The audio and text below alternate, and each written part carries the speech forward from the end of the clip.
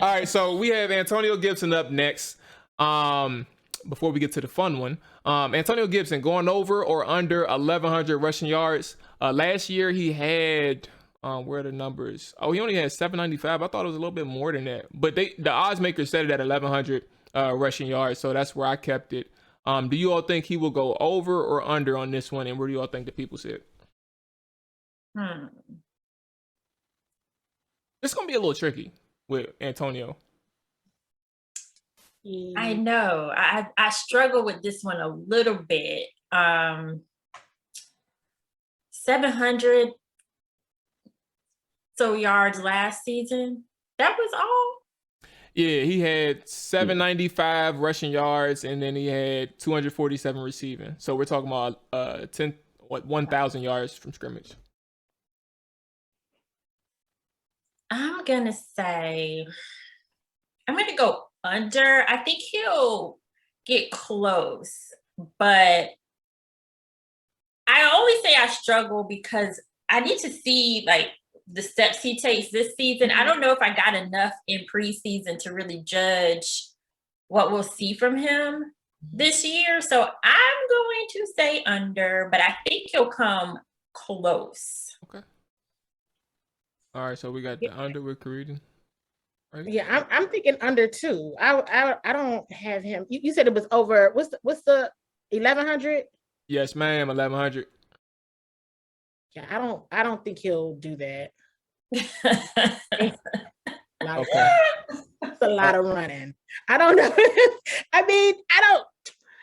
And let me be clear. I think it's because I'm still a little I'm a skeptic. Go ahead and say it about the run game. I like Antonio Gibson a lot, and I really, really like Jared Patterson a whole lot. But I don't think he'll be over 1,100 yards. Rushing yards.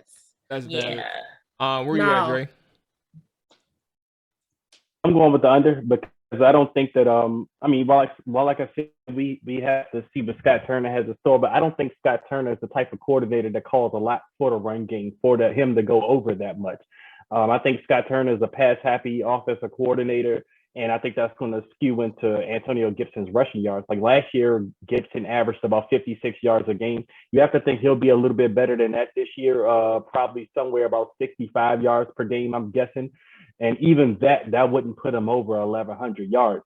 So like I said, I'm going with the under specifically just because I don't think our offense calls for that type of stat line from the running back. Okay. So first things first, if he was to have 1,100 yards in 2020, that would put him at 4th in the NFL last year. The top 10 had Melvin Gordon at 10th, and he had 986 rushing yards. The people voted, 76% voted that he will go over 1,100 rushing yards, and this is where I think the people got it wrong. I'm not going to lie to you. 76% of you all think he'll go over 1,100, and I think based on what we saw from Scott Turner, and then based on just how the league goes in general, especially when you have an adequate quarterback who can kind of use his arm as a short passing game, quick 1-2 yard throws. It's hard to expect Antonio Gibson to go over 1,100 when 795, for example, what he did last year, and you're averaging over five yards a carry is just as effective when you're using 3 running backs. I don't see 1,100 yards, and I don't see him being top 5 in the NFL. So maybe when people voted, they probably thought this was like 2010 and Adrian Peterson and stuff like that when there's 1,000 running backs, but I don't know about this one. I think that's a bit overzealous. I think Antonio Gibson's also still learning.